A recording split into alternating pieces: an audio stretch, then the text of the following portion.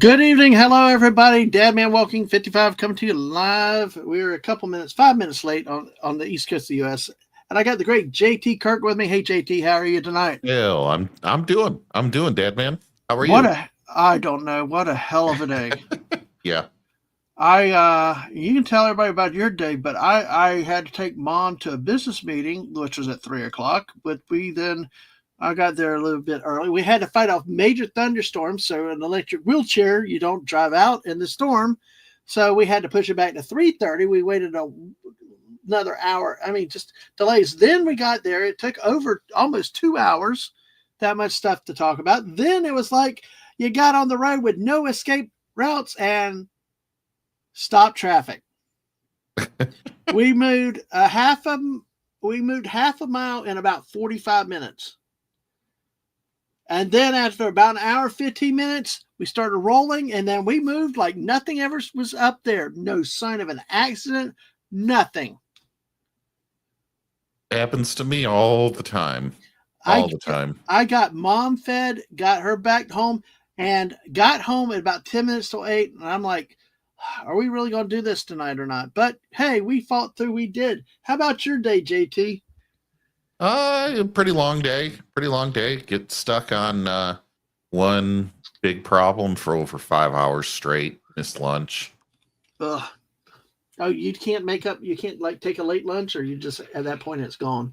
Well, if it's 2:45 in the afternoon, what's the point? I might as well just go home in 45 minutes. You know what I mean? Oh, you get off at 3:30? Well, depends what time I get in. This morning I got in by 7:30. So. Oh, you got flexible work hours? That's cool. Well. Oh, okay. Sorry. Sometimes yes, sometimes no. Okay. I mean, you know my Thursday. Yeah. Thursday like 24 hours. Like, yeah, it's like yeah. Well, us, it's like kind of like we're almost clock punchers, even though we're salary employees. It's like, hey, as long as we get the job done, which some of us don't, but Also heard somebody announce that they were in the United States illegally.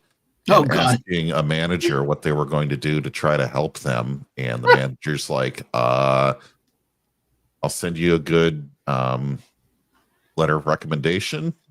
Send you to HR. Yeah, exactly. Send you to HR. Yeah, it's like, did I just hear what I thought I heard? Things you don't talk about with your employer like that. Oh my gosh. No, public too. Like, yeah. But anyway, yeah, like I wish it was about sports ball. This is what I was talking about. So that's too crazy. Yeah, you tell me about those traffic jams up there all the time. I couldn't imagine having a day like today and a long traffic jam. Oh yeah. And one side of the highway's out for like 2 years. HR is always there to cuddle. Yeah, Fallout Dave, of course.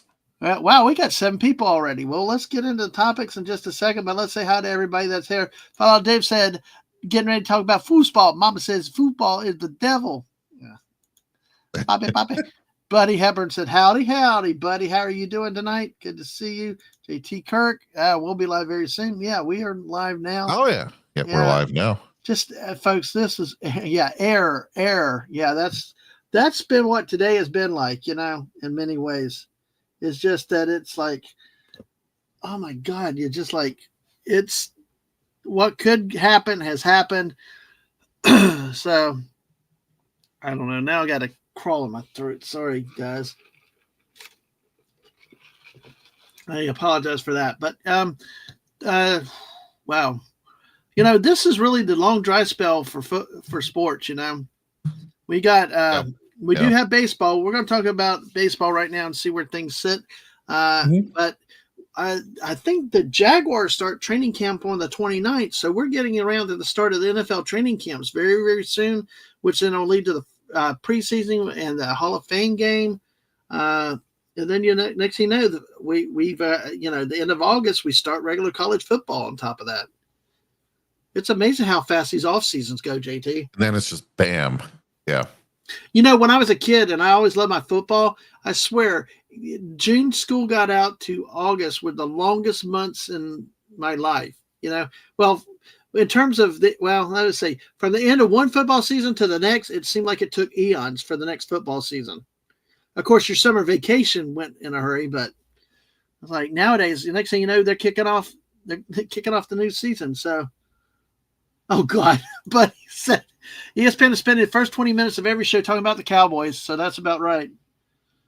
Hey, I tell you what, I like to talk some WNBA. We actually talked a little bit last week. They demand more money, but my thing is a piss poor officiating. I mean, I don't care how bad your league is and stuff like that, and I don't care about picking on certain players like other players do. But man, talk about bad officiating. Somebody's gonna get hurt out in that league. Mm-hmm. I mean, I saw one girl that was going to baseline, cutting at a 45-degree angle baseline. The girl body checked her out of bounds, no foul called. I'm like, just rammed into her. It's like, ugh, that's not even the Caitlin Clark one. Pay me what you owe me. Yeah, I know, right? So then what's WA going to do?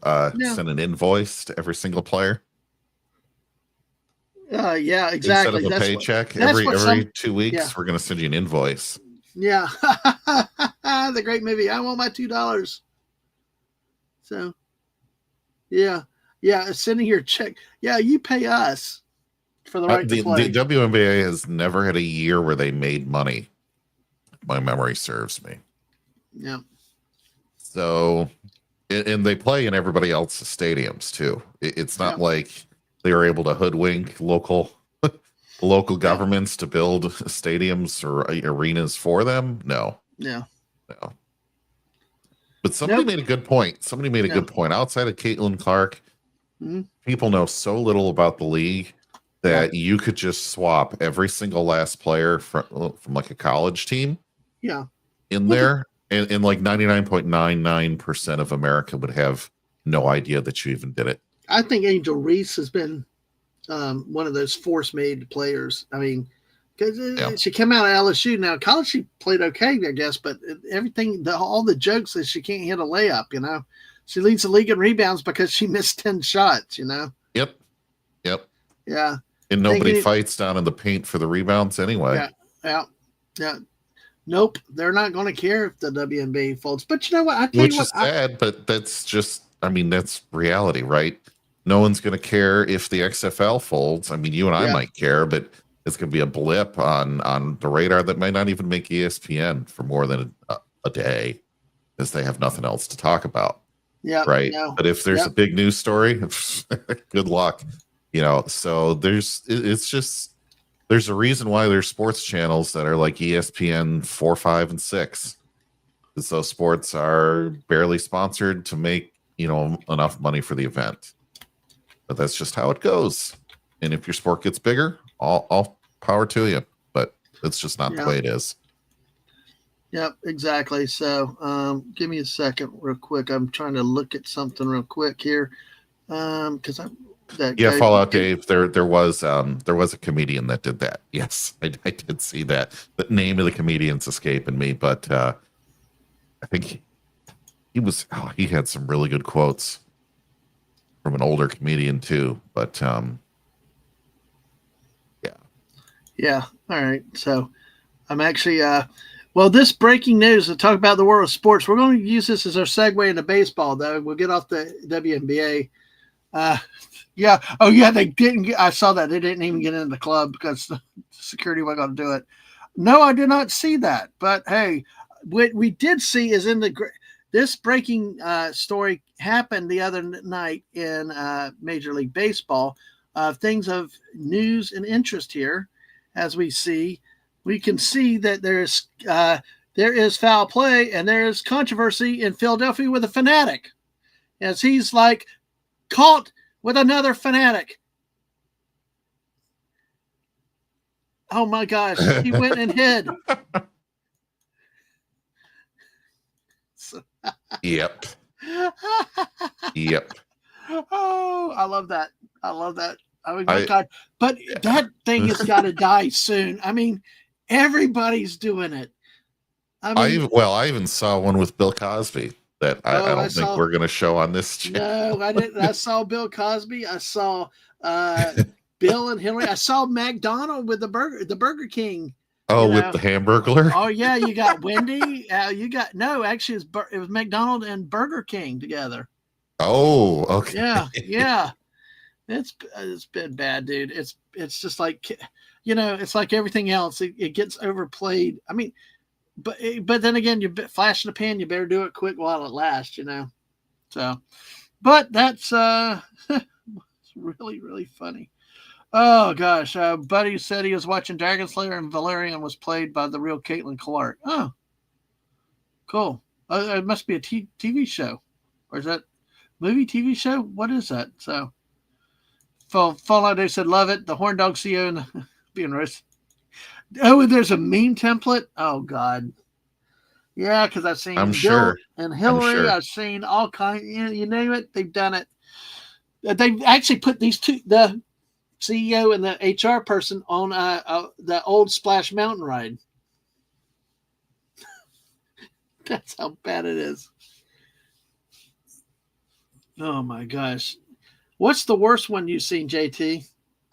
Probably the Bill Cosby one. The Bill Cosby one? Yeah, that's okay. Probably the edgiest one I've seen. It's just too amazing. So, all right, folks, we'll probably not be as long as we were last week. We are getting in the flow of things. What? Wait. Dragon Slayer is a 1981 movie with the best film dragon. Okay, how is that played? Oh, I guess another act. Okay, I think Caitlin Clark doesn't have the internet. I got it now. Okay, never mind. As the joke went over my head. So as long as you get it, that works. Yeah, I know. Caitlin Clark wasn't even born then. So no, she's younger than me. So yeah. This is like 43, probably older than you, JT. Yes, it is. Not by much, but it is. God, I'm old. I am so friggin' old. But hey, all right. Well, listen, I'm going to turn to JT. JT, take us around the Major League Baseball. Where are we going to start, in the American League or National League this week? I like to always start in the National League. Okay. That way we can end in the American League. Where you can opine victoriously with your great team way, way, way up on top. How did you know? Because they're the best team in the American League, and it's Detroit, so you better be bragging when the bragging's good, Right. You don't know how long it'll last. Corey. Hey, Corey. And there are many years where it just simply does not. So I'm so sorry to hear that, Corey. Well, look, we're glad to see you. We always love seeing you around, man. And if we can bring you some smiles or distraction, please, I will. That's what we're here for, and we hope your week gets better. And there you go. That's the spirit. Pooh Detroit. Corey, come on, man. Come on. Can't be like that. Well, you can. It just no. I got to get back up into Kentucky again. I really like the Bluegrass State. Have you ever visited Kentucky? Oh yeah. Yeah, I love that state. It's pretty easy to get there, but unfortunately for most of Michigan, you have to drive through Ohio to do that, which is the real bummer. But you do take 75, which I know goes that's dangerous. All the way through Florida. Yeah. Yeah, that dangerous, and you have to watch out for all the flash flood areas if you get off the main roads. So you drive right by Bowling Green, Ohio, where not to be confused with Bowling Green, Kentucky, which is where the Mac School, Bowling Green. What, the Mac School's in Kentucky or Ohio? It's in Ohio. Okay, I was thinking Bowling Green, Ohio. I didn't realize there was a Bowling Green, Ohio. I knew about Kentucky. Yep. Well, Bowling Green, Kentucky, I believe, is larger in population, but the Ohio version has the university. Okay. So anyway, I do have the standings up. If you'd like to present that for me, please. Yep, I will do that, sir. So last week we broke it down into division. I think that got a little bit too granular since we're talking about some of the just some of the way that we think playoffs are starting to stack JT, up. Is that kind of blurry? I don't know if anybody in the chat, if you're having problems, let us know. Get a little bigger there for you. Yeah. Yeah, because I had to flip over to my to the stream itself to see, and it's still a little bit blurry. So, but yeah. Well, it fills up the whole screen for me. Okay. Well, go through it, JT. Yeah. We got it. Nobody's complaining out there. But oh man, Corey, dude, that is wow. That's I knew you were going to have to do the transmission, but had to replace the transmission, but the 4x4 as well. Got it back 2 days later. Radio backup cam whole middle thing with the screen died. Oh, that's when you're going to cost money too, is with the electronic stuff. Ugh. Dude, so sorry about that. Hopefully the rest of the truck works though, at least. But yeah, that's painful. All right, JT, take us through. So, in the National League, you have at the very, very tippy top. We knew the Brewers. We knew it was going to happen. They're on an 11-game win streak. Those damn Brewers. I'm telling you. Friggin', I've told you that's two weeks in a row the Cubs had a 1-game lead in that division, and I had a bad feeling, and it's but 11 friggin' games in a row. Yep. I mean, it's like, how do you can't that's hard to it's hard to keep anybody off your backside if they're playing at that level. Let's see, I'm at standings here because I need to bring it up so I get a better view. So, but yeah, that's like they're a game up in the Central. Gee, Manetti's 11, and the Cubs are 5-5. They made up 5 games in the last 10. Yeah, and now they're a game back. I'm starting to look at where the bubble is here, and anything below the Padres, I'm counting as not realistic. Right. And anything below the Reds, I'm considering they're already out. See, I still give St. Louis or San Francisco just a very, very slight outside shot if they get hot, just slight, but it is possible. It takes the right things to happen, though. It does, and you're looking at 2 months left of baseball. So I just, if I do break it back down into divisions again and hop on down here, I mean, I see, it's between the Phillies and the Mets, and they're both slugging it out for a 500 streak the last 10 games.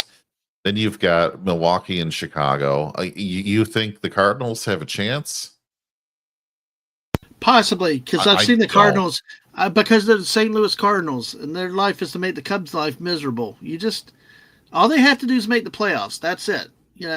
They're I guess it's probably the 3. They're 8.5 games back, so they're 7.5 games back on Chicago, right? But they're chasing San Diego Padres for that last playoff spot, so they're not that far back. They're about 3 games back, I believe.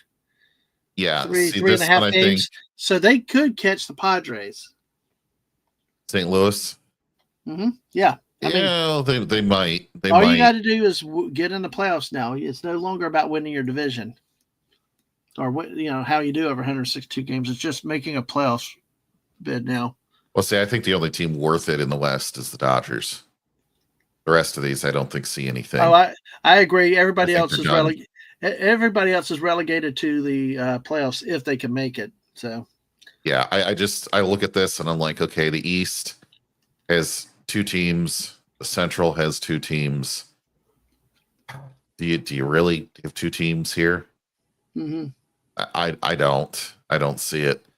Now you look at teams like the Marlins that are in 3rd place, or the Giants. I think the Giants probably take it over the Cardinals. Maybe you're talking 3rd place teams. I don't know. It's weird. It's tough. I just don't see the West really pulling ahead. I see them giving up a lot of losses for everybody. I mean, the Dodgers are on a 3-7 slide. Padres are 1 game over 500, and the Giants aren't doing that hot either. So the weird thing is the East is like, how mediocre can we be? You actually can be only 1 game more mediocre than they are. So shame on you, Nationals, for not being 1 game better to be completely mediocre. But anyway, so let's go back to the league view. here, and we can head up to the American League. All right. So way down at the bottom, gloriously, is the Chicago White Sox. And up here at the top, who is that, Dadman? Who is this? New York Yankees? No. No, the Detroit Tigers. Yeah. The Detroit Tigers, yep. Now they shouldn't feel too comfortable where they're at. They are 3-7 in the last 10, which has been very frustrating. But the Toronto Blue Jays have been hot, and they're only a half game back now. Houston, we'll say, well, I won't say what I think of their capabilities to win straight and level, but they're 1.5 games back. Right. But no one's threatening them in their division. So you look at these divisions. Sorry. Small town republic sneaks in with the Detroit Celtics. I love it. You're looking here with the AL Central. The next team is 11 games back. Detroit's got it at this point. Even if they only win half their games the rest of the way out, there's no messing that up at this point. Houston here does actually have a battle they have to fight to win.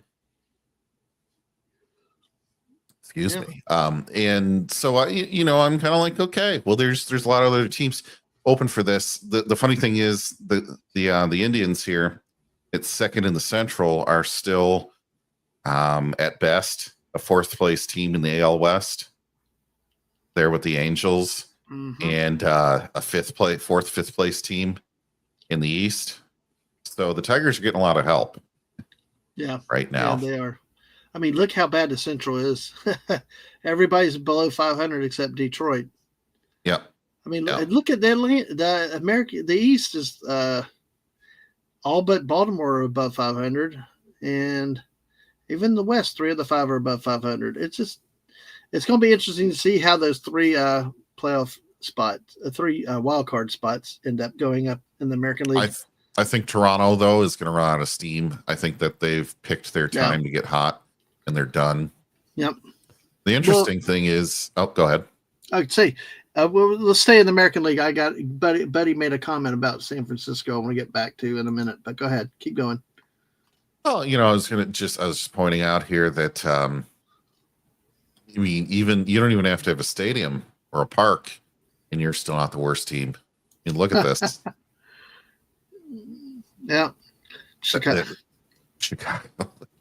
Yeah, I mean, look, the Athletics got better, and they're playing in a minor league park in Sacramento. I mean, geez, imagine the attendance they could have gotten in Oakland if they had played this well last year. Well, the A's, they have a negative scored versus against of 141. Yeah, they're still not the worst team in baseball. The only people that beats, the Rockies, negative 257. I mean, I don't know. What do you think, Dadman? Is this just like batting cages?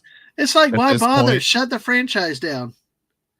You know, it's like, why bother? When you get teams that are this bad, maybe it's a case for overexpansion. Get out the pitching machine. Yeah, maybe you should shrink the league again. In all seriousness, when you got teams that are this bad, I mean, there's bad is bad, but look at least Chicago's at least 356. Friggin', that's 240 for the Rockies. And I mean, of course, then they go to Miami where they only draw the 5,800 that night, which was about 200. And small town Republic, A's versus Rays. Yes.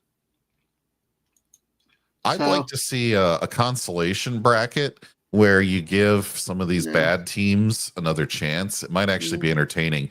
So I'm looking at this. I'd pick the Rockies, the Pirates, the loser of this one for those 3 teams, plus an at-large. I'd probably put the Braves and the Nationals on one side. Then I'd put the A's, the Sox, Baltimore, and whoever loses out of this one, out of these 3 teams, and put them in their own playoff. Just have, a tournament of losers. Yeah, have the. I like that idea. A tournament of trash. If Yeah, it was almost. if it was a college football game, we call it the toilet bowl, of course. But Yeah. Buddy said if the Athletics would play better if they didn't have to let down of being in Sacramento and whatever's happening in Vegas over their heads. Yeah, I mean, who knows? They're still. Now, Dad, man, I'm good always luck in around Vegas. this tournament, right? For traditional You're big into tournaments, 1860s, yeah. 1850s, 1860s rules baseball. And the last place team, first place gets trophies and second place gets trophies. The last place team gets a bag of peanuts. I think that should be the prize for whoever loses the loser tournament. That works. That works. I think it would be fun. I really do. I think so. It would be too. I think so too. Do you do it in both divisions, like an AL and an NL? Yeah, 4 and 4. Okay, 4 and 4. So do we end up having a World Series? You do a best of 3, and then you don't call it the World Series. I think you call it like the World Dumpster Fire. Yeah. Hosted in Detroit. Oh boy. No, you don't want that because then you're not going to get any runs because Detroit's such a deep park. You want it in like some double-A field where every single New York person Yankee Stadium, you mean? Yeah. With a short right field porch? Yep. You need it somewhere where you can get a lot of runs in, so that way it makes the A's or the Rockies look like they were almost worth being a professional baseball team that year. It would be great. Well, let's slide back down to the National League real quick, okay? Because Buddy actually had a couple points in here. He said the Giants are kind of streaky. They give up a lot of early runs. They have a franchise record though for comeback wins this season. And they only 4 runs. They've only outscored, they've scored 4 more runs than they've given up, and but see, here's another team on the downslide. They're lost 6 in a row, 3 and 7 the last 10. So that right there, they were close to. Looks like they were very, very close running with the Dodgers there for a bit, but falling. This is not the time of year to go cold at the end of July. That's where a lot of teams fall off, is the end of July. The first few days of August. It's crazy. Now, another way we could do this is mix it up European style, and you have like your bottom 4 baseball teams fall back to AAA baseball, and you bring up your 4 best AAA teams into the league. Can work. Well, like Buddy said here, Dodgers will be better when they get Max Muncy back. Dodgers are 3 and 7 in the last 10, so they've had some struggles. Yeah, so bring up the minor leaguers. Bring up the minor leaguers. Why not? They got a lot to do. Huh? That was always the thing as a Cub fan. You always got used to the call-ups. The exciting part of the season was when they did after the trading deadline of August 31st. When they got to the September 1, it was the big excitement was, who are they calling up from the farm? Right. What kind of new players we get to see? Yeah, before they get traded and whatnot to other major league teams. Yeah. Yep. But I mean, this would totally send down a team like the Rockies down to AAA, which I mean, if you have a 257 run difference, I mean, whose fault is it at that point? Is it the pitchers? Yeah. Is it infield errors? I just, that is such an insane stat. Well, we also had the All-Star game that was just played. Oh, yeah. Which ended in a tie. Heaven forbid if these guys ever play extra innings anymore when it's an exhibition game. But yes, I just see the American League's All-Stars of Cal Raleigh for Mariners. Vladimir Guerrero Jr. for the Blue Jays. I remember his dad. Gleyber Torres for the Tigers, Junior Caminero for the Rays, Jacob Wilson with the Athletics, Aaron Judge, that's the name I do remember, with the Yankees, Riley Green, Tigers, Javier Baez. Is that the former Cub? Riley Green? No, Javier Baez, or am I thinking Jose Baez? You might be thinking Jose. Okay, Tigers. I'm looking at this. Because I think Baez for the Cubs was an infielder, though. Birth date 1992. His career history. Well, no, he did one season at the Mets, but then he did 14 to 21 in Chicago. That's what I thought. I recognized that name. Ryan O'Hearn for the Orioles, and starting pitcher was Tarek Skubal for the Tigers. In the National League, wow, we actually got some Cubs in there for once. Will Smith for the Dodgers. Freddie Freeman at first for Dodgers. Wasn't he with the Braves for a while? Freddie Freeman. I thought he was with the Braves. Look. He was. Yeah, for 11 to 12 seasons. Yeah. Ketel Marte, Diamondbacks, Manny Machado with the Padres, Francisco Lindor, Mets, Ronald Acuna Jr. for the Braves, Pete Crow Armstrong for the Cubs, Kyle Tucker in the outfield also for the Cubs, Shohei Ohtani for the Dodgers as the designated hitter, and Paul Skeens for the Pirates. Listen, Paul Skeens Machado was with Baltimore for the longest time too. Yeah, I remember that name too. But Paul Skeens has got this great reputation. But every time I've seen it, it's like he pitches 5 or 6 innings. It's like, I mean, he's considered one of the best pitchers around, and why he's lost on a roster in Pittsburgh, it's insane. So, yeah. 6'6", 260. Yeah, wow. Yeah. By the way, Buddy said the Dodgers have 3 pitchers, one being the closer on the injured list too. So, yes, umpires are blind in baseball. We all know that. But the Tigers' second base, 2 outfielders, and the pitcher. Yeah. It's all in there. That's just too funny. That is too funny. Which in this Scooble is really a cool thing to see, because Detroit's had such bad pitching the last, 5-6 years. So out of California. That is still something how the Tigers go from very bad to, well, you got 1, 2, 3, 4 starters on the All-Star roster and the best team in baseball, right? Not just the American League. And been that way for the last 2 months. Yep. Oh, that's the audio. Yeah, we don't want that playing. Yeah, the first team to 60 wins. Wow. Like the Nationals are, well, not just the Nationals, not just the White Sox. That's the first team to 75 losses, the Colorado Rockies. Actually, my oldest kid has a friend that is actually following the Rockies on purpose to watch them lose as many games as possible. Just crazy. Yeah. See, this is okay. Let's get on a soapbox right now for a little bit. Sure. JT. Sure. I'm gonna. Like Paul Skeens is recognized as one of the great pitchers now, but he doesn't pitch much. I mean, none of these pitchers do. Like Buddy said, nobody pitches complete games anymore. I still tell you, I submit, and I could be wrong. People can disagree.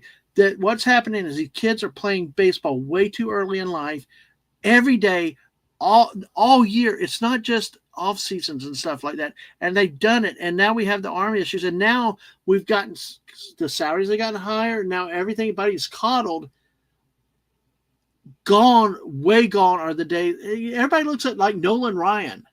At 42, still like led the league with number of innings and number of strikeouts. It was like over 200 innings pitched. Well, I think, like over 200 innings pitched and still over 300 strikeouts at the age of 42.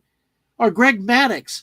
They come up with some god-awful stat about his, like, he's only won like 39 pitchers and 30 of them were intentional walks. That's right. There was nobody as masterful Greg Maddux on those corners and stuff. And damn why the Cubs couldn't keep him in Chicago. But that's why I hated him as the Brave. But, gone are those days of the pitchers. I mean, nowadays, if you're lucky, if you can get 7 innings out of it, 7 innings is a quality start.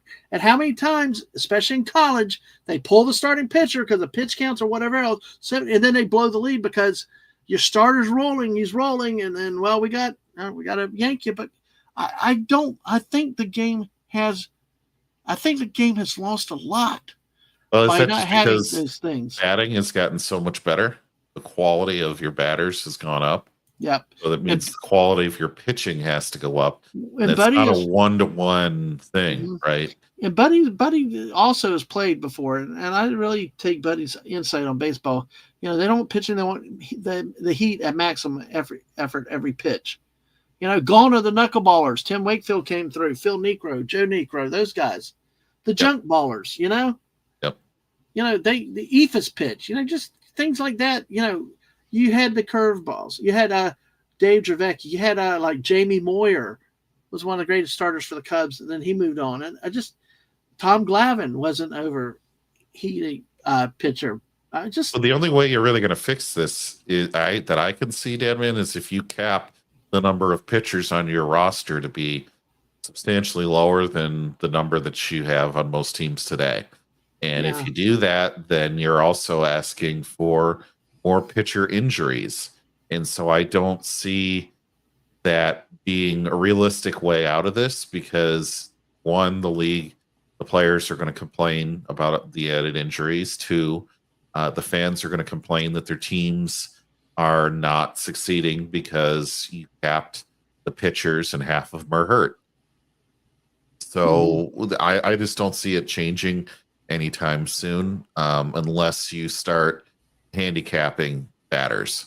And I don't think the league's going to do that either because who wants to go see a baseball game 1-0? But but it's the game. That's the way it's meant to be, too. I mean, that's like NHL. It's like the NHL. Everybody complained about NHL. So we got because of New Jersey Devils, because nobody liked playing defense in the rules. It was like, well, we're going to force the offense artificially. I mean, well, that's why we had the junk ball era, the juice bats, all the stuff.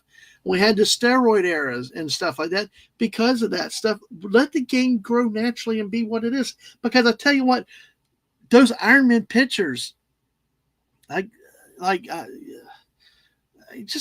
gone. I mean, hell, Nolan Ryan, and I still will never forget the time when he took on Robin Ventura, chasing him out, butted him up, and and all that. And there's another game where he took a ball off the mouth, and you see the famous picture with the blood on his uniform and a bloody lip. Stayed in the game and pitched. I just, not to say all the pitchers now are not tough. I mean, these guys are tough because they're well conditioned. They have to work, all that. But I think they become more athletic more than being a pitcher. Because how many pitchers did you ever see that had great stuff, even had good velocity, but looked fat and out of shape? I mean, you got some people like larger people like Fernando Valenzuela. There's other people. I mean, other pitchers. I can't come back to the mind right offhand, but they were not the athletic, fit-looking types. They were just who they are. They were just plump, and they were not necessarily the best condition. They were just who they were. But everybody, you were expected to pitch at least 5 innings. As a starter. Anything less than 5 was not a good start. Nowadays, you got them 3.5, especially in college. This is even worse with that in college. So, a starter, that type of stuff. Absolutely. And we'll get to that, too, when we get down in there. So, see. Yeah, Buddy said it used to be the young guys coming in fast and hard when they learned how to pitch. As they got older in the game, the velocity waned. Yeah. Yeah, exactly. You got to learn how to pitch and pitch smart at times, because when the body goes, it goes. It doesn't last very. You only have a certain lifespan. And hey, Gap After Dark, Sports Week with JT Kirk and Dadman. Yeah, you got JT in there.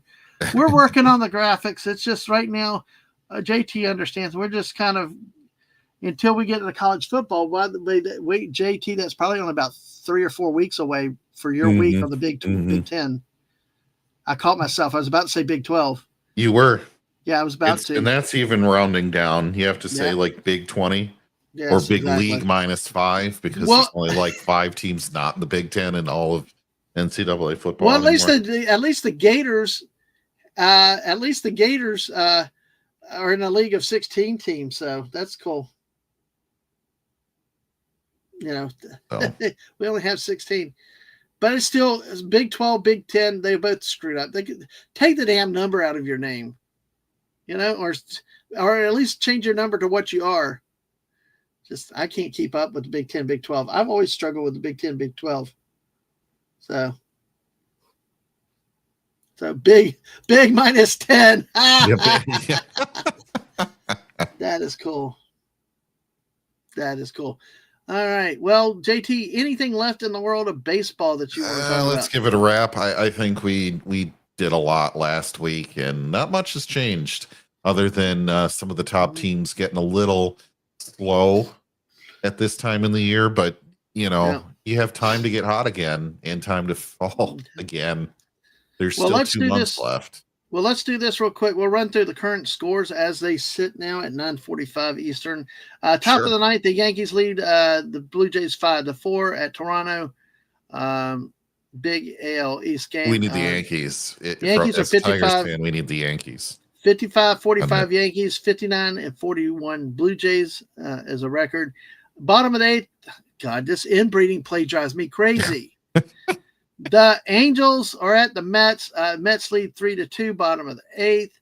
Top of the ninth, the Giants lead the Braves 9-0 on the road. Wow. Really dominating performance by the Giants in this one. Yay! Let's go, Cubbies! Finally, you bastards. The Cubs are leading the You're Royals beating up on 3-0.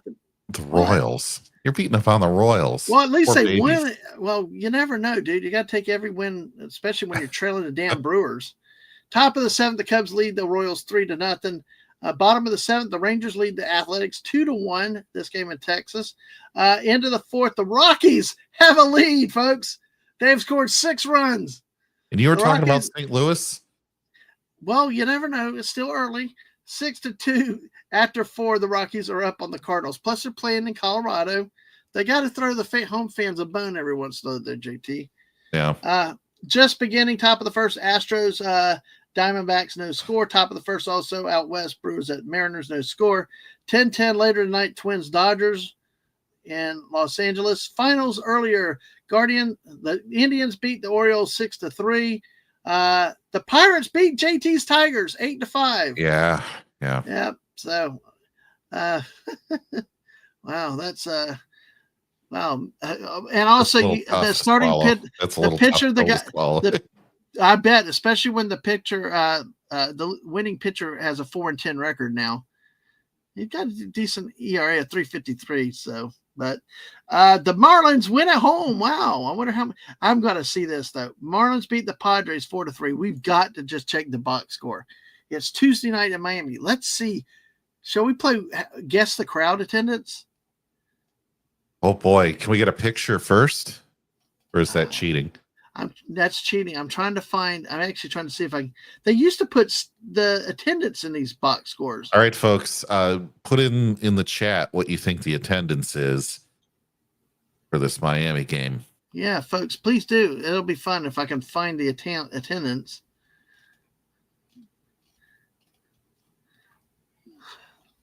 They used to put attendance in the I got it. I got the number. Folks, please consider this Where in the USA but sports version.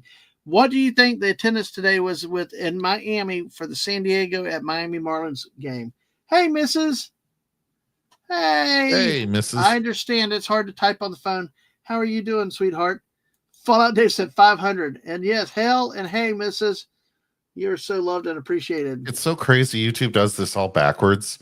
Because on the desktop or in the web version, you can @ people and it auto fills it in for you when you could just copy and paste with the keyboard and mouse.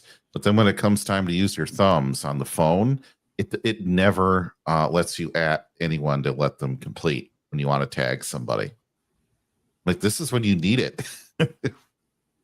No, exactly. Anyway, come on. Oh, Gap. Okay, Gap 2.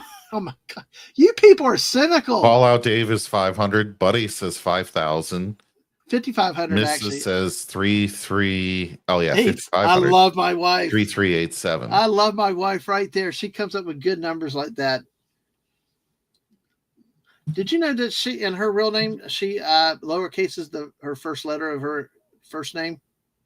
Oh, I did not. She actually had lowercase every first letter, like E. Cummings.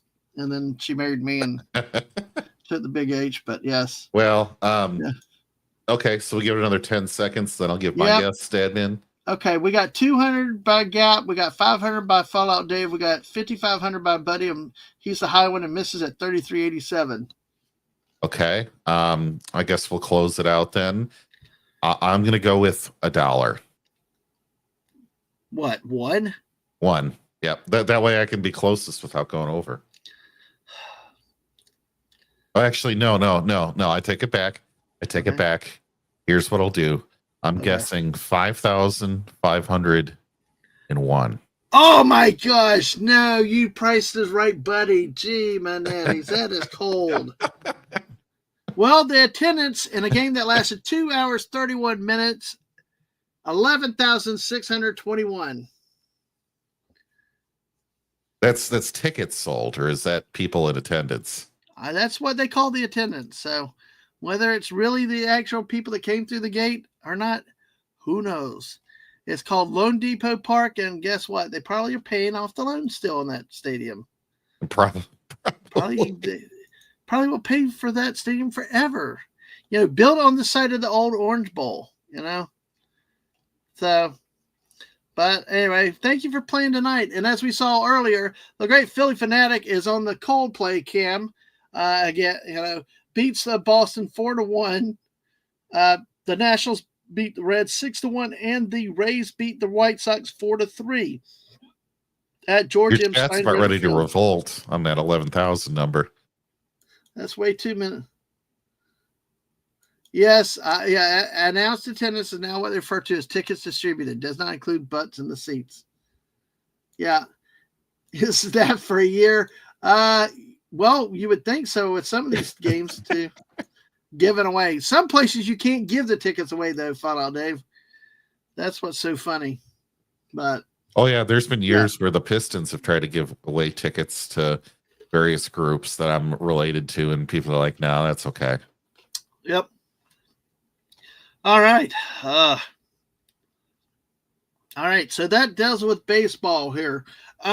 JT, I'm going to take on a story now, and because while you ready up yours about this subject you want to talk about, folks, because one of the things that's come up in last week, the SEC had their SEC media days where the schools go, the coaches and some players go. They talk about the upcoming season.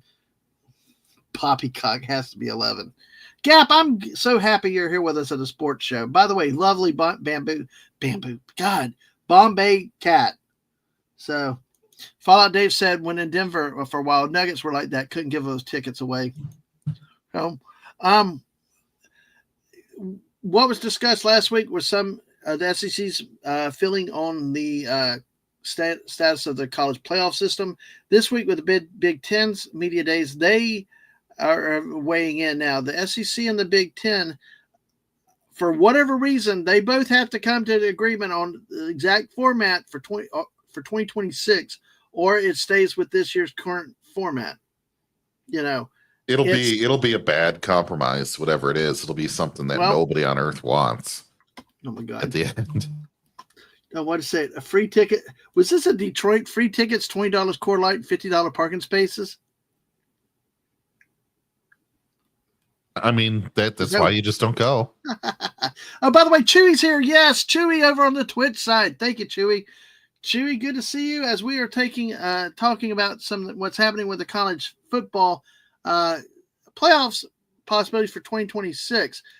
This year will still be the same format and 12 teams, but the talk is in 2026 is expanding to 16 teams. In the Big Ten media days, a Big Ten commissioner today advocated for a different type of system than the SEC has. And the Big Ten's model, they're talking about a situation where both the Big Ten and the SEC will get 4 automatic bids. The ACC and the Big 12 will each get 2. There will be 1 for the highest rated group of 6 team, and then 3 at-large berths. That is what the Big Ten is pushing for in this case. He said the alternative model, which includes automatic spots for only the 5 highest-rated conference championships. What he said. Let's see. Let me back half a second. He advocated for this format. Heavy with automatic qualifiers, saying it will enhance the regular season and minimize some of the scheduling differences between leagues. The alternative model, which is championed by the SEC, includes automatic spots for only the 5 highest rated conference champions, and for 11 at-large berths determined by a selection committee. And it's having a difficult time gaining support from the Big Ten, because I believe the Big Ten realizes they need 4 guaranteed spots, because I don't think that they could necessarily have 4 top teams to be with at-large spots. I mean, look at it this way. You look at these conferences and how do we get more teams than the other guy?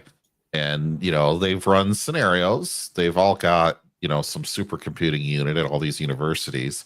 They've got bright people. They said, okay, run the scenario that gets us the most teams. And these are what they both come up with. So they may not have even needed to use computers to figure that out. But that's all it is. It's posturing to figure out who gets more of theirs in versus anyone else. But I don't blame the Big Ten for doing what they're doing. I think frequently they get the short end of the stick when it comes to national attention on a lot of stuff. And SEC for years has had name recognition, and teams like Alabama getting puffed up and put into games where they shouldn't be. But the Big Ten's not innocent on that either. I mean, Michigan's gotten into games they had no business being in for the Bulls and all that kind of stuff going back decades. See, as a SEC, I like the 5+11 because you reward the conference champions, and then you just leave it open for the other best teams. We've had that controversy though this last year. Yeah, well, there may be more SEC teams, or there could be more Big Ten, or possibly Big 12. I mean, a league like the ACC gets left out because we all know that ACC is usually a 1, maybe 2 team league. Look what happened this year with SMU getting put into the current model, and they just didn't even bother showing up to Penn State. Whether they were trying to get 3-loss Alabama in places they shouldn't be, and all this stuff too. But I do see one of the comments that somebody made in the Big 12 is a Big 10 was that, they could have a 4-loss Big 10 team that actually is a really good team that should be in. It's the same Alabama argument. Do you punish a team that loses 3 or 4 games just because they played a difficult schedule?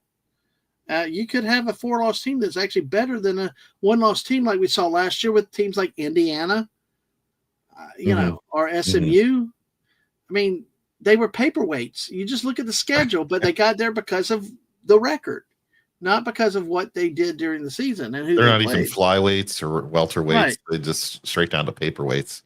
Yeah, exactly. No, the irony of these winners just getting eliminated first round in the playoffs this last go around isn't lost on me, Dadman. I know. It's not. I look at both of these and I'm like, I don't really like either one of these systems, but they're both trying to pick ones that favor themselves, which is their own self-interest.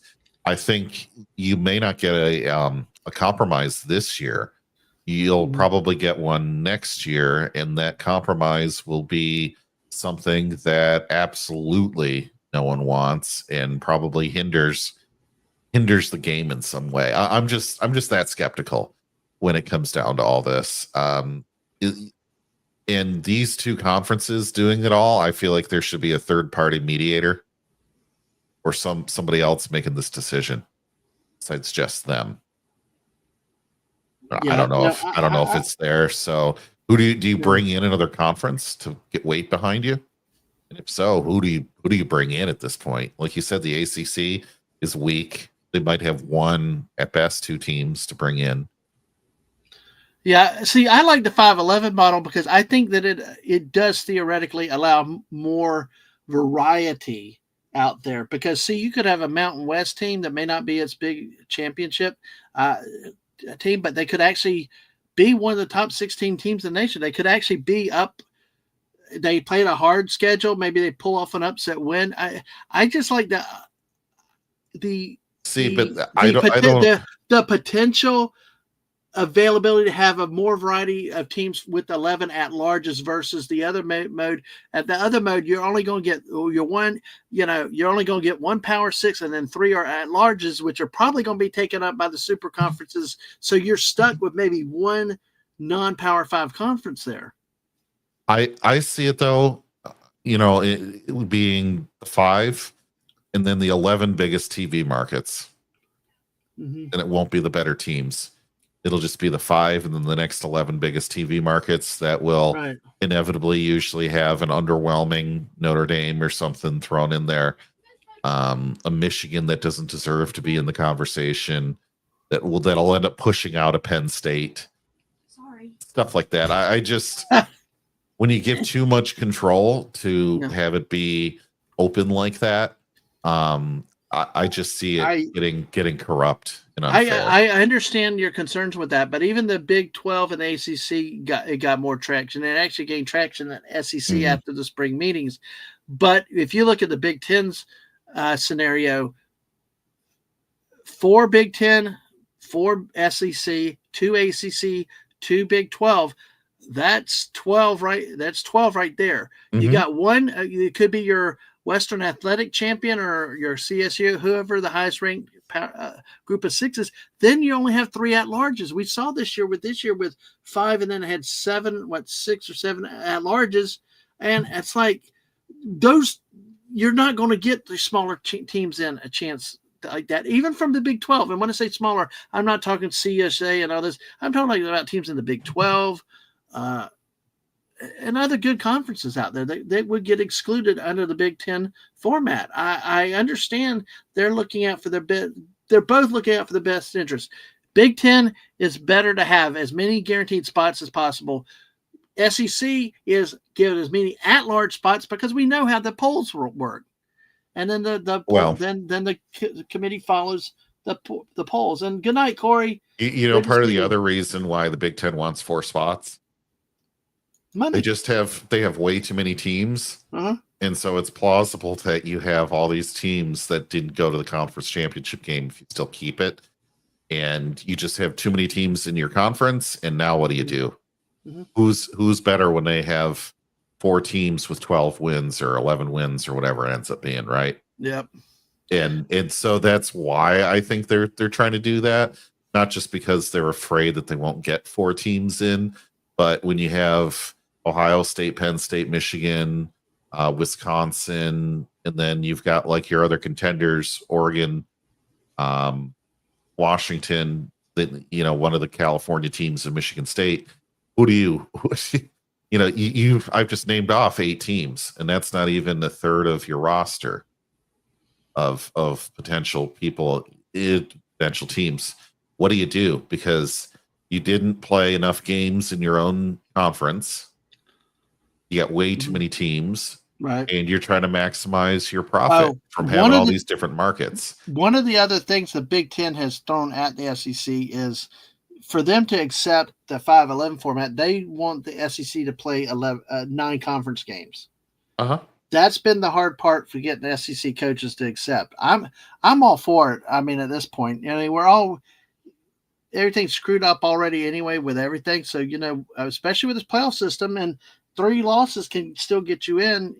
I think that's fine. I think a team with 3 losses making it in is a healthier sport than 5 teams with 1 loss, right? Because you're playing healthier competition. Yes. You and I hate when you see these teams. I'm not even watching the Gators' first game this year. Long friggin' Island. Why bother? Why friggin' bother? And you still got to pay probably $70 to go see the damn thing. Yeah. So I think I try to get to Georgia tickets. Oh my God, to get it's to see them play nobody. To see them play nobody. Yeah. And I think that the days of that need to start disappearing a little Kentucky was almost $200 a ticket. I'm like, maybe keep that to 1 or 2 games in your season, and that's it. Sorry, but I also JT. want to see more restrictions. No, you're good. I'm just reading. The ticket shock, the sticker shock on that was horrible. I was like, my God. I mean, they used to put people in jail for charging over face value of tickets. I hate the ticket secondary market. I hate the StubHubs, all this other bullshit. I hate that. The schools ought to sell the tickets. They ought to have a face value based on their sections. That's what it should be, not the secondary resale crap. I don't know.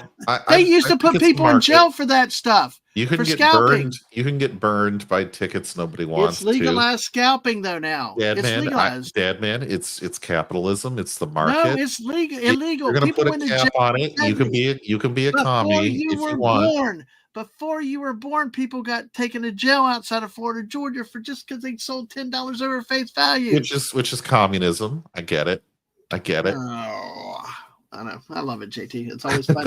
Chewy said, though, even the ACC had media. Well, we're here to make sports fun, so maybe some people come through and like, what the hell is this going on? I also let me finish with Chewy right here. ACC had their media days as well. Saw snippets through college football live on ESPN News, so there's some chatter about the 5+11. ACC commissioner even chatted whether or not to move to 9 games in conference, but only will happen if said conference does change. Yeah, and I think it's also referring to the SEC. SEC needs to go to 9.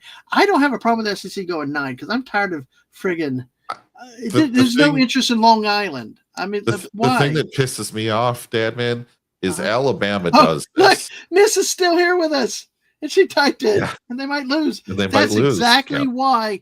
That's exactly why one of the biggest criticisms of Steve Spurrier, the head football coach, who will always be the greatest coach in Gator history, even though he won only the 1 title. Urban Meyer is like, he just passed through. We thank you for the 2 titles, sir. But all ball coach, all the accusations was when his first year at Florida, they dropped Miami immediately. Mm-hmm. And then they scheduled with the cupcakes. The excuse was, we got to pay on the stadium. Miami fans, everybody were like pissed, like y'all were scared of us because the Canes were kicking ass back then. Oh yeah, you know? Oh yeah, a number of years. I was like, damn it, I want to see a damn good game. I don't want to sit here and freaking watch. I'm not even going to watch the Gator. Why? Guess what? Put DJ Legway out there and have him bust his knee again or his hamstring. What's the purpose of a damn game like that? Yep. My whole thing LSU and Florida plays LSU 3rd game of the season. I think Miami should be. They play Miami later. They should play Miami 1st game of the season, and FSU at the end. Now we got LSU 3rd. We got Tennessee like in friggin' November. It's like I think they should make even more restrictions with this new proposal. I get nothing but pissed off when you see a team like Alabama will play somebody like Georgia or I don't know, Auburn, right? And then they'll take a bye week, and then they'll play, a MAC team or a team that's from like a junior college, and then they go into their last game of the season with basically 2 weeks off in a row, or a week off in a scrimmage. And it's like, you're the only team in America that at that level that gets to take that kind of vacation. And I think it's stupid. I really think it's stupid. I don't see why they need to do that. Play a real other team at that point in your year. If you got to take that kind of time off, well, you got something wrong with you. Yeah, exactly. Gap likes the rinse. Well, Gap, I'll give you plenty of rinse. Hey, you wait till like last year, they did clap, clap, shift, which was Billy Napier's bullshit offense in Gainesville. Yep. I wanted Billy Napier fired. And actually, one YouTuber said he should have been fired the first year, which I agree. Billy Napier, I still predict it's going to be a flop. I think last year they took advantage of games at home against LSU and Ole Miss, teams that were actually going downwards at the time. I think last year was a smoke and mirror years for Florida. Yeah. Of course, then they almost beat Georgia had Lagway not got hurt in that game. That was a close game, even with the Yale quarterback in. I don't trust this guy and his experience in his game calling. His offense is not spread out. There's something with this team and this coaching staff I still don't trust. I do not like. I mean, I will take Brian Kelly. When the Brian Kelly rumor came up to games, I'm like, I'll take him in a heartbeat, please. I don't know. Chewy can rein in on that because Chewy's an LSU fan, whether he likes Brian Kelly. We know you don't like Brian Smelly, but Chewy also said, I mean, if the SEC decides wanting to go to 9 games, Saban was the only one at the time who wanted to change and go a 9-game schedule. But because I think the missus hit it on the head right here when she said they might lose. They might lose. Everybody's afraid of losing that game. Well, guess what? We got a new day, a new system. And I tell you, credit to Saban. You know what he did? He went out there and got the best damn team money could buy. Well, sorry, not money, not them. You know what I mean? You don't have to apologize around me for that. He got the talent. He got people wanted to go play there. And because you got to have good competition. These slaughter games, these paycheck games are just a waste of time. Oh, cupcake schedule makes me hungry. Listen, Gap, if it will keep you watching sports, I will talk any analogy for you to get hungry, whatever makes you happy, and stay here with us. So, anyway, sorry about that, JT. But and like I said, Chewy is an LSU fan here, and I'm glad to have Chewy around. He also has a lot of insight out west, JT, and like the Western Athletic, the Mountain West conferences and stuff. So, and it's not just Alabama, but it's just more fun to pick on them. You go to Ohio State. Dadman, what is the last year? What is the year and the last time that Ohio State lost to another team in Ohio? Because Ohio State plays 3 or 4 games at the beginning of their season. You mean physically played in Ohio? Yes, from another Ohio team. By an Ohio team. Time they never have lost to an Ohio team in Ohio. They have. Really? They have. Would it be the Bearcats, Cincinnati? No, it goes all the way back to before the Great Depression, 1921. They lost to Oberlin University? College. Oh my God, Oberlin in 1921, boy. And they play at least 3 games every single season, where the other team is also from Ohio. So these shenanigans, fine, make it 9 games, conference games, make it 10. Let's do it, because I'm tired of seeing like you said, the slaughter games, 72-3. Who wants to pay to see that? I don't. I don't either.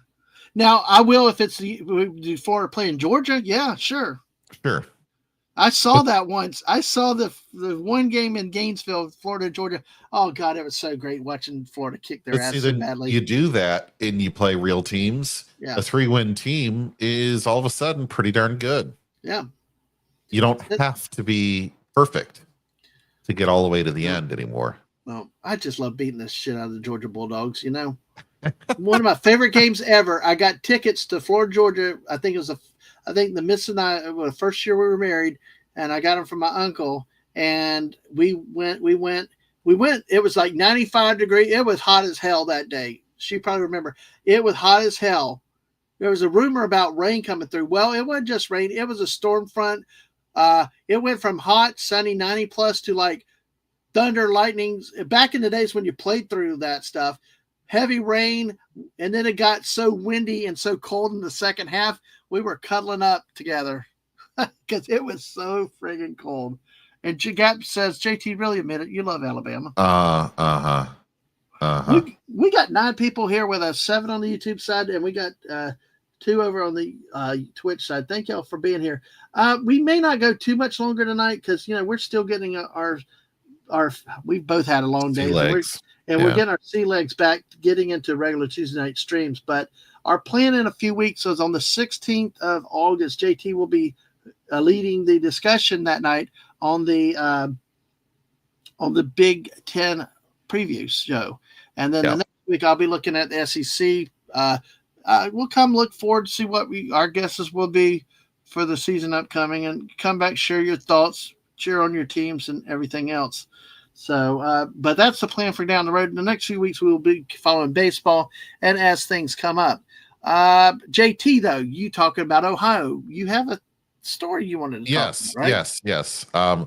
And I've been looking at teams and stuff because we're doing that preview for the 2 conferences coming up next month.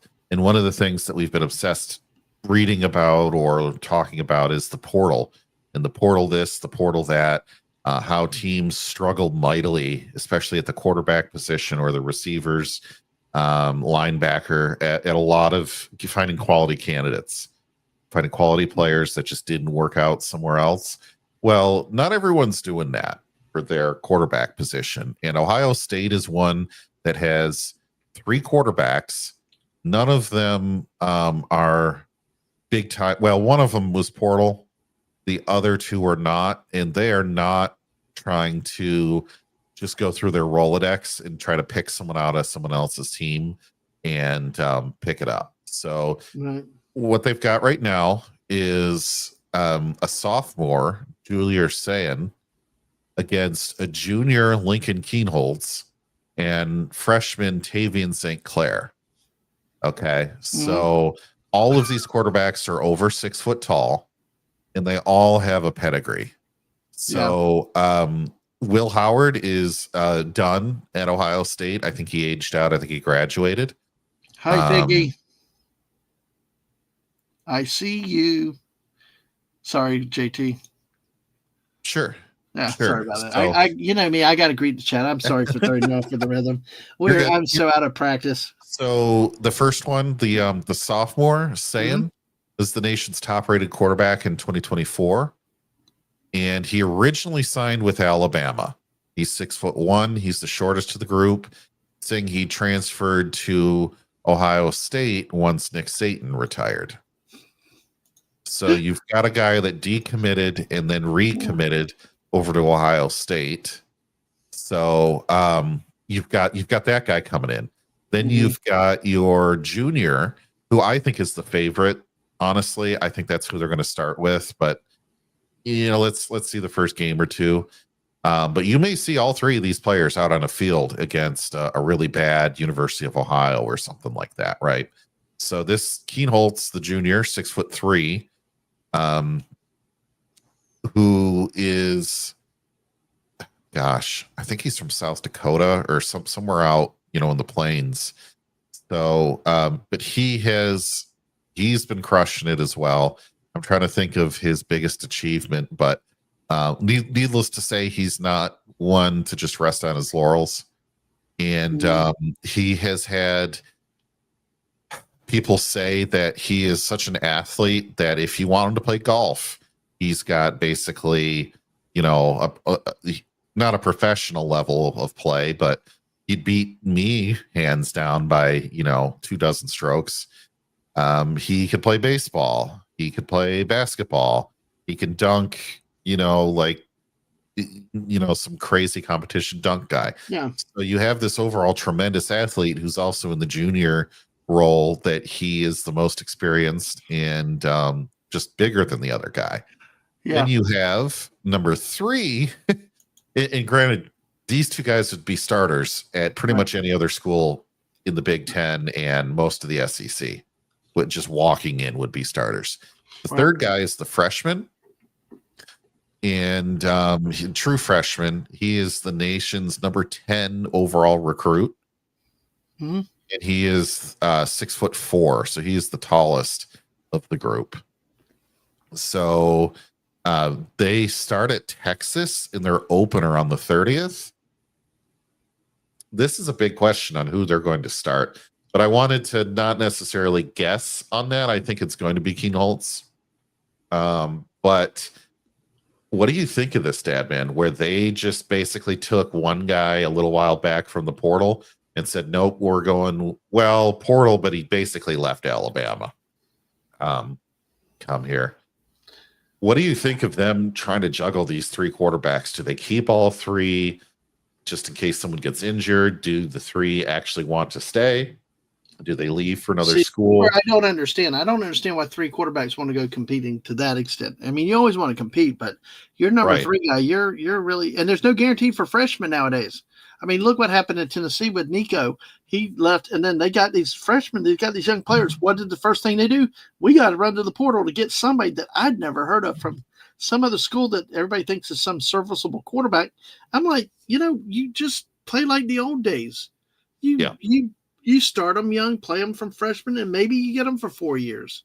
Right. Maybe they do well now in the new system. They can keep things. By the way, I wanted to say, explain this to Figgy and to Gap. Well, your comment about Nick Saban. Oh, yeah. So, Saban came in to Michigan State in the late 90s, early 2000s and turned the program completely around.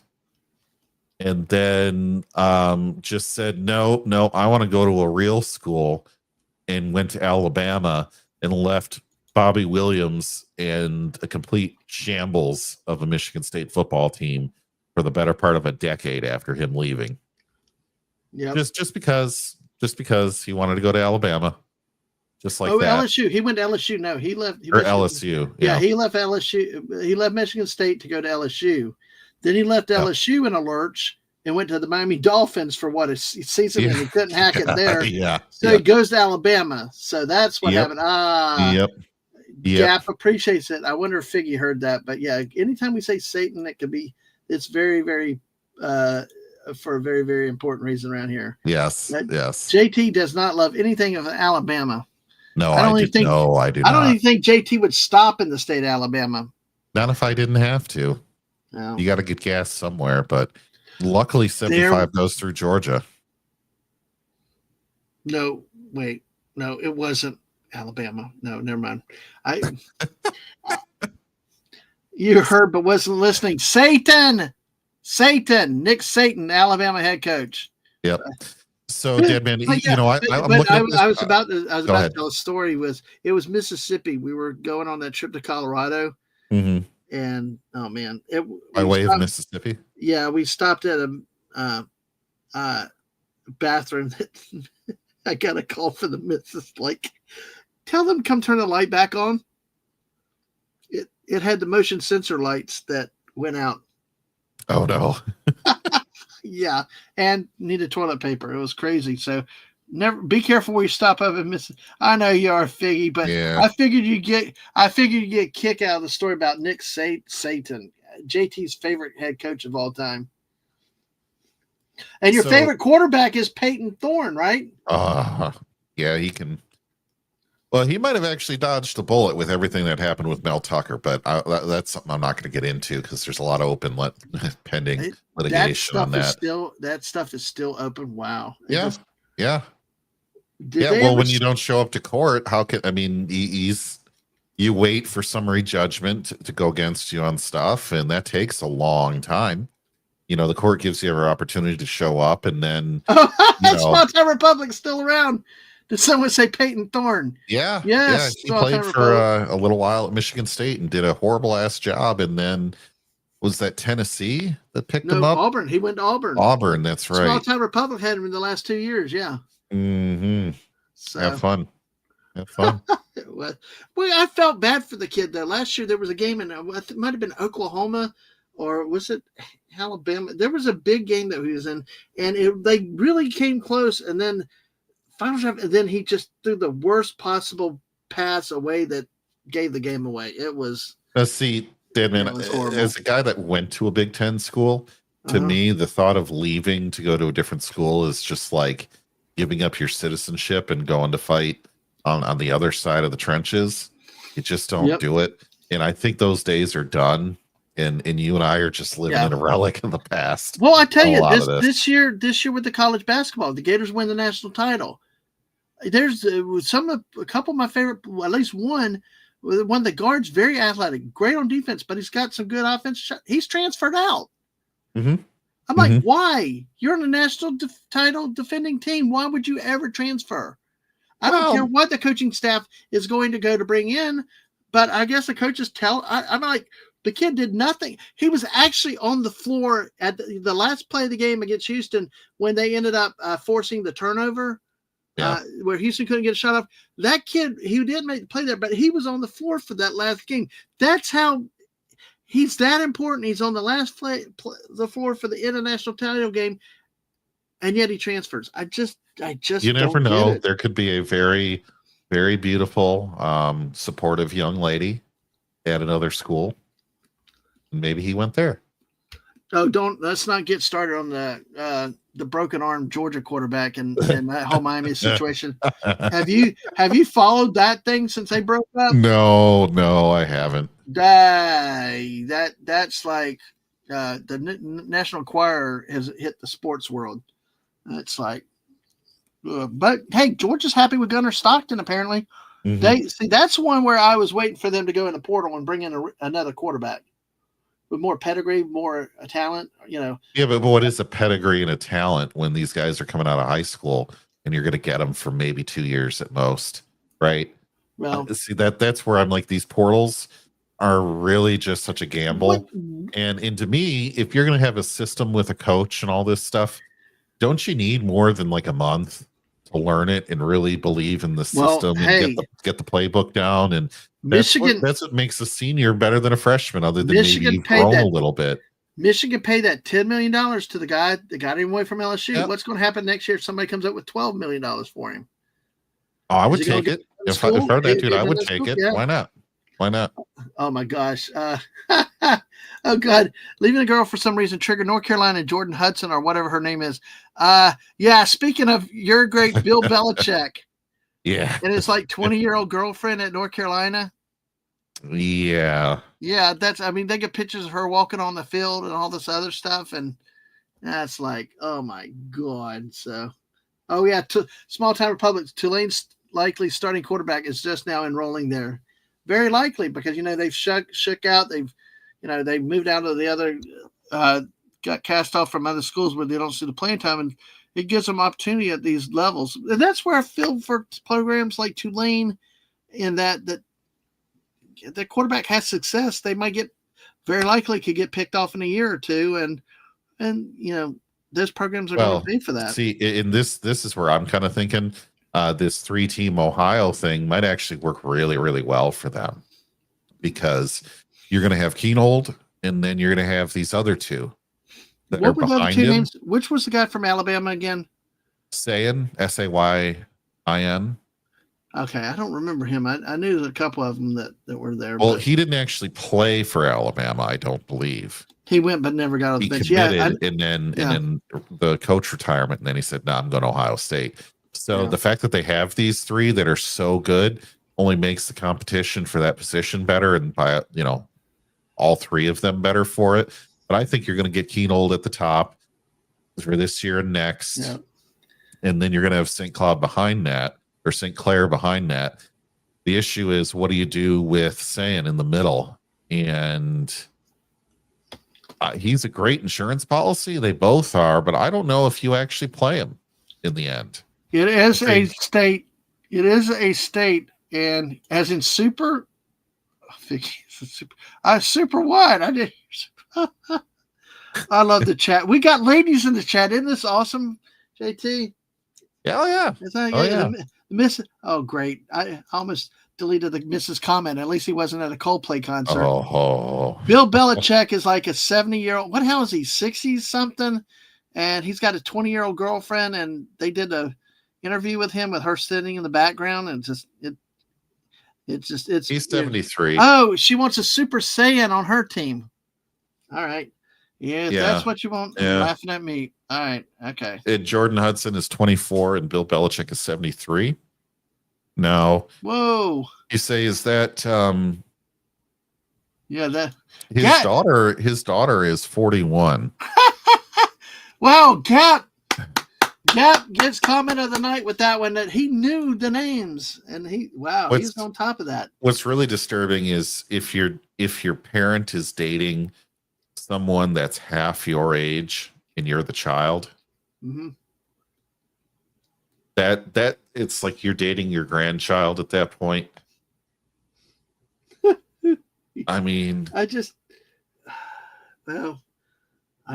what are we doing here, guys? Like, you never. I mean, it's I know.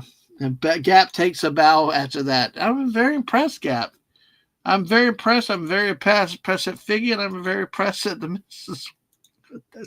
By the way, we did show the Philly Fanatic earlier in his controversy. Oh, yeah. Yeah. By the way, I'll show it again real quick for people, real quick. Also, I'm taller than Bill Belichick, which is just hilarious. How tall is he? 5'11".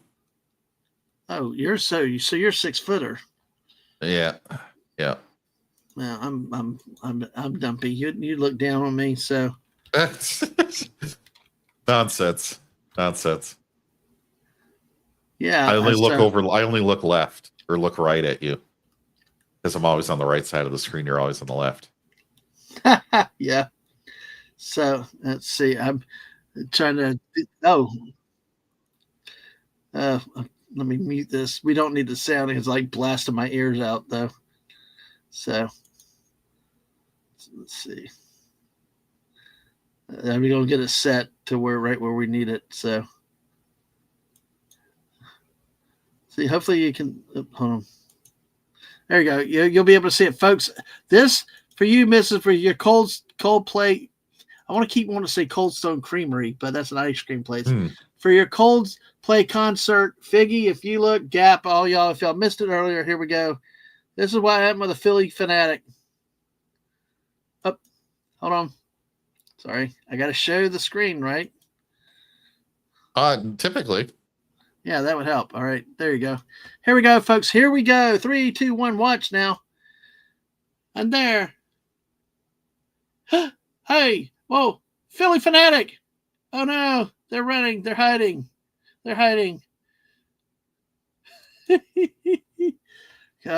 Just for you, Mrs., for making that comment. So, your Gap's 9'9". There you go. But oh my gosh, laughs. Yep. So that's an interesting. It's an interesting situation you have there. Also, Jimbo Fisher's joining the ACC network as an analyst. Dude, remind me to tell you the story about him in Tallahassee. I don't share it on air.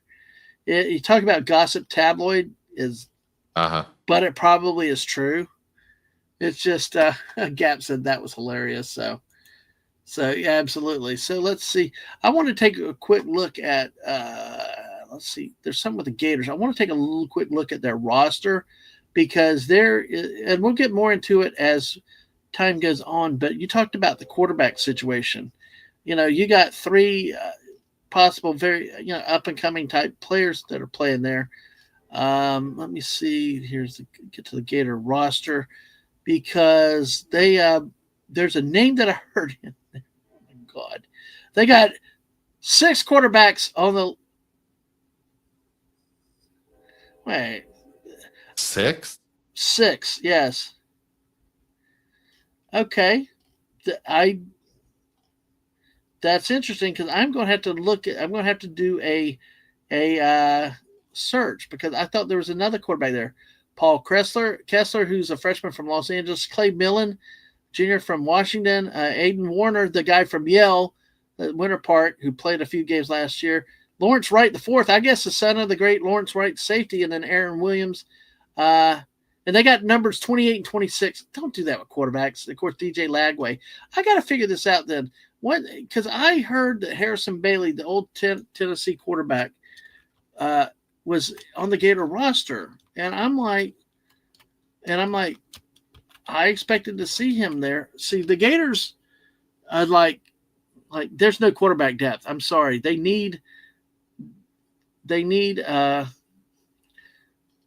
really need a wait. This can't be right. Unless ESPN is let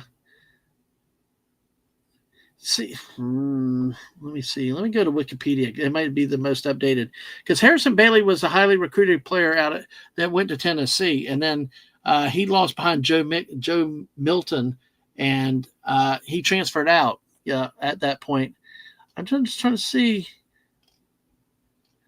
It's everything I see says that he's supposed to play for Florida this year. Although ESPN did not, even though ESPN did not list him on the. Let me go to the Florida Gators roster. So that would have it. I would believe they need it because even though he sucked at Tennessee, it's they have no depth on that quarterback room. Let's see. So we get their football roster. Let me do it here. 25-26. I bet that was 24-25. I bet that was the old roster. The Florida Gators. Yeah, Harrison Bailey. Yep. They got 1, 2, 3, 4, 5, 6, 7, 8 quarterbacks on the roster. Harrison Bailey's a friggin' senior? God, he played at Louisville and UNLV then, I think is what happened. That's why he's now a senior because he was like a freshman at Tennessee and that was a backfire. But DJ Lagway. Okay, so Harrison Bailey is there. He's 6'4", Lagway's 6'3". Although Lagway is the shortest 6'3" guy I've ever seen in the world. I'm telling you, if you ever watch him play, it's like, it's just you're like, what do you do? But I just sorry that I took that squirrel detour because I'm like, I was surprised not to see him on ESPN, and then so I knew he had to be there. So Piper and Orndorff, yes, yep, we could do that really quick. All right, well, let me thank everybody being here tonight. But Oliver Belmonte's here. Hello, Oliver. Good to see you, folks. We've actually had 11 likes. Make sure you hit that like button before you leave. We're going to wrap up in just a second, but Oliver Belmonte asks, what was your favorite 80s wrestler? Hulk Hogan, Andre the Giant. This is a sports question. Hulk Hogan, Andre the Giant, Macho Man, Ric Flair, Ultimate Warrior, Dusty Rhodes, or Rowdy Roddy Piper? JT, what do you think? Let's see. Out of this list, oh, geez. Macho Man Randy Savage. Slim Jim. Yeah. Any particular reason other than Slim Jim? No. Well, I like Ric Flair too. And then, well, Hulk Hogan, you can't deny. Yeah. I actually saw Hulk Hogan once live walking through Universal Studios Islands of Adventure. Really? Yeah. Yeah. Probably unmistakable too. Wow, that's very well. They had an entourage with his daughter, his wife at the time, all that. You couldn't get near him. They had the crew, security crew, and all that. But I think he needed a security crew. Yeah. He just bad back, brother. Yeah. Oh yeah. Well, they had them all. It was just like everybody losing their crap over them. I think probably Andre the Giant because he appeared. What was that? Princess Bride, and he did other things. Yeah. I like Andre just because he's a big old guy. I'd say I like him the best. Hulk was Hulk. Ric Flair, woo!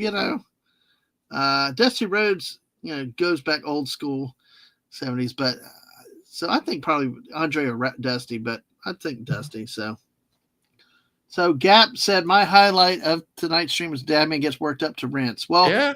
Gap, you should have been here last year when I was ranting about Billy Napier a lot more. Wait till if the Gators go in the toilet when that happens. I do want to. Buddy said Piper and Orndorff. Wow. Okay. Now, Small Time Republic comes up with one more question in here. I don't think this is off topic because it's sports related, folks, and we'll take questions and topics to help have a good show. This is how out of the Cowboys I am. I had no clue they hired a coach. I knew that they. Yeah. I thought what they did was dirty. Was keeping what's his face around, not letting anybody interview him, then firing him. Yeah, that was dirty. But Brian Schottenheimer can't be a bad hire. I mean, but then again, like Small Time says, Jerry Wilmetal. He's been around the league a lot. It looks like he was an assistant for the Rams back in '97 when they were in St. Louis. Then again with the Chiefs, did a stint at the college level, was a QB coach for the Redskins, for the Chargers, did some stuff with the Jets, then back to the Rams, then the Colts, Seahawks. And it's interesting, he has a lot of quarterback experience in here. I wonder if that means they're going to try to fix. Sorry. You know what's even best about Brian Schottenheimer? Dun, go Gators! He was a backup quarterback behind Danny Werfel and Eric Kresser on the national title. Oh yeah, in the '90s. Yes. Yeah, in the '90s. Yes. Yeah.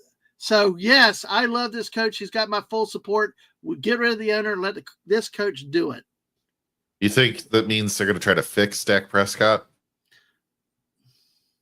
Bringing in a quarterback coach guy? Dallas will not win anything with Dak Prescott as a quarterback. Well, maybe they think they can save him. Maybe they think they can save him. That's the problem. The sooner like Romo, both of them were mediocre. They just took your money and that's it. They are not championship quarterbacks. They cannot win anything. Dallas will not win with this current quarterback. He played at Pitt State, never won anything there. He puts up good numbers when it's good or when from rallying far behind, but there's too much history with this guy. It's like Romo. They stayed with Romo way too long when they should have cut ties. And they're doing it with Dak Prescott, giving him all this money that should be paid to the linemen and the secondary areas where they've had significant problems. Give me a decent quarterback. I mean, look at what San Francisco did with the Purdy, Mr. Irrelevant. You find the right quarterback, or Brett Favre. Look at your Michigan guy, Tom Brady. Favre, yeah. Yeah, Favre was not drafted high. Neither was Brady. You get the right quarterback that knows how to position, put the right roster around him. You can do anything. You don't need to put all this money in one position, period. Now, again, as they earn it and they produce, yeah, you pay them. But I'm not saying just anybody can play in an NFL quarterback pre-productive, but you use that money to build a complete team. That's all I'm saying. And Jerry thinks he knows everything, and that damn stadium full of glass and stuff, and it's stupid. Dave, no, not tonight. Maybe tomorrow with Wes, I might, but not tonight. That's Dallas. Prescott's never going to leave. He's not. He's paid too much, and they can't afford to cut him. He did get injured last season, though, didn't he? Yeah, he did. And the Glendon Rush, I think, was a backup, who I thought could do better, but he didn't. And it's like, I love the question. The small town republic. I love that question. I'm glad to see a Gator get the job, but it's like I said, the thing is, if you're going to be a Dallas coach, you just go there. Don't stress yourself out. You're going to have the drama. Enjoy the paycheck. Earn it while you can, and be it's funny to be fired in about 2 to 3 about years. Prescott. They had some other player leave, who's been there since 2014. The defensive end, DeMarcus Lawrence. Oh yeah, he left. So now Prescott's the longest active member of the Cowboys. Yeah, I mean. And they had some great defensive linemen and all that in that time that they haven't kept around. But anyway, well, speaking of needing to leave, we're going to head out. We got 11 people still here watching with us. We got 10 on the YouTube side and 1 on the Twitch. So thank you, everybody. Make sure you follow us on Twitch, and make sure you hit the like. Make sure you subscribe here. We fell to 727 on the YouTube side, so let's get it back. Let's get to 730, then to 750. Dallas went down after who shot J.R. Ewing. Yes. Yeah. Well, wait, was it after that and did that become before the Patrick Duffy shower scene where the whole season was a dream? So I submit that Dallas went down after Patrick Duffy's dream season thing, not when Who Shot JR. Because I tell you what, people were all into the even in high school. Whatever grade I was in at the time, kids were talking about Who Shot JR. Who could it have been? That was probably one of the best television cliffhangers in all time. So, you're too young for that, aren't you, JT? I am. Yeah, your stunned silence. I got it. So, yes. Small Town Republic said Yellowstone is basically Dallas. Okay, there you go. Mrs. or Viggy, if either one of y'all are out there that can comment on the Dallas TV show, please do. But I know it's late, and thank you for everybody that's been here. I don't know if Buddy has happened to see Dallas, but if anybody did around here that's young, it would be Buddy. JT, so what's up with you? What's going on with you next? Oh gosh, let's see. Real quick here, tomorrow night at 9 p.m. Eastern, I'll be on Dave C's channel, and we are going through issue number 9 of The Joker from the 1970s, the original DC run for that character. And we have this, and then the controversial Lost and Then Found 10th issue. So we are about ready to wrap it up, and we have a great time. We always get to go through it and get shocked by what's in store for it. It is not a predictable comic, which a lot of comics, after they get settled in, you can almost kind of look at the cover and it's going to happen. Not the case. It's a fresh show every week, and I love it. We get some folks from here over there, so it's good to see familiar faces. But hey, if you haven't gone over there yet, come check us out. Thursday, if I am not on call at work, I will be on late with the great Admiral Teague as we review season 3, episode 3 of allegedly fake Star Trek, Strange New Worlds. Last week we had trouble with everybody stepping over each other because we had all wanted to have an angry rant about how awful the show was. So if you want to hear a high tempo, late at night kind of show, we're better than Colbert. I can tell you that, leaps and bounds, and we don't shove commercials in the face. So after that, it would be Friday with Mark D with a C, and we'll leave it there. Yep. All right. Well, like Buddy said, join Mrs. Tomorrow at 2 for Anime Afternoon, JoJo's Bizarre Adventure, and Death Note tomorrow. So that'll be fun. Absolutely. So Mrs. is still doing stuff. Check out her channel every day because she's still posting birthdays and memes. So make sure you do that. Doing stuff. Oh, come on. Yeah. So and she's periodically doing live. She actually did a yarn stream last week. It was really, really cool in the morning. So very cool. She said, I thought Duffy Shower was opening after Who Shot JR. Oh, okay. You know more than me. So, but hey, she opined. All right. So, like Oliver said, till next time, Mr. Dadman, this Buddy, stop by the Mrs. channel. Yes, right there. We, tomorrow night, I'm with Wes Cagle at 8 p.m. And then, of course, 7 o'clock on Thursday, I'm chilling with Erica, who's a part of Hanging with Erica and Rafa. Her husband have a channel. They live in overseas. And, drop by for that. It should be fun and interesting and learn about her. And we'll probably talk some theme parks and a whole bunch of other stuff. So, all that's cool. So, all right. Mrs., make sure you get to the Mrs. I'm actually going to ask y'all to do one thing, everybody in here real quick. You see him pop in from time to time, and I'm going to put the link out there right now. And I'm going to say, if you could drop by, this guy, let's see. Real Wade Nation Gaming Clips usually comes in at times, especially when we do sports. But go over there now. He's having a stream. Okay. It's his birthday today. So go do a Dadman birthday raid to Wade over there if y'all don't mind. Okay? As we shut down the stream. So please, I don't have the auto link to where you can click on it. Or maybe, I guess you can click on it and go there. I don't know how it works. But click there. Go there now. Wish him a happy birthday. Hope to see a few over there for at least a couple of minutes. All right. And everybody, on that note, JT, thanks again. We will see you next Tuesday night. Thank you, again. sir. All right. Bye, everybody. Go raid Wade and tell him happy birthday. Thank you. Bye.